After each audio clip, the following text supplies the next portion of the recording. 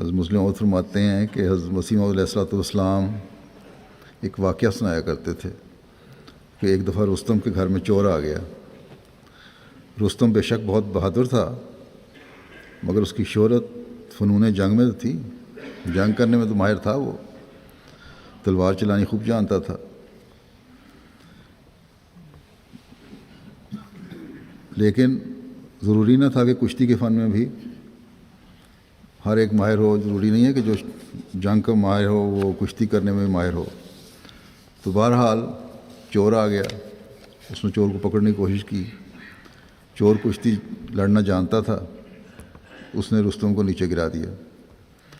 جب رستم نے دیکھا کہ اب تو میں مارا جاؤں گا تو اس نے کہا آ گیا رستم۔ چور نے جب یہ آواز سنی تو فوراً اسے چھوڑ کر بھاگا۔ اگر چور رستم کے ساتھ تو لڑتا رہا بلکہ اسے نیچے گرا لیا، مگر رستم کے نام سے ڈر کر بھاگا۔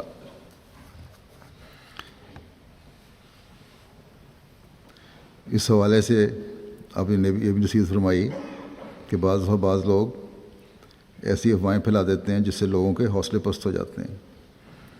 آپ نے فرمایا کہ اگر آدمی کے گھر میں آگ لگی ہو اس پر اتنا اثر نہیں ہوتا، ٹھیک ہے کوشش کرتا ہے بجھانے کی، لیکن جتنا یہ خبر سن کر ہوتا ہے کہ اس کے گھر کو آگ لگی اور وہ وہاں موجود نہیں تھا۔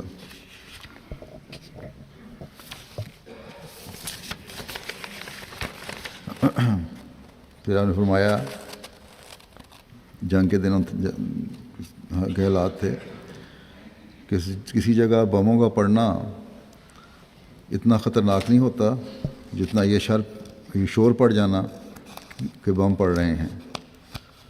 تو غلط افواہیں جو ہیں بعض دفعہ بزدلی پیدا کر دیتی ہیں۔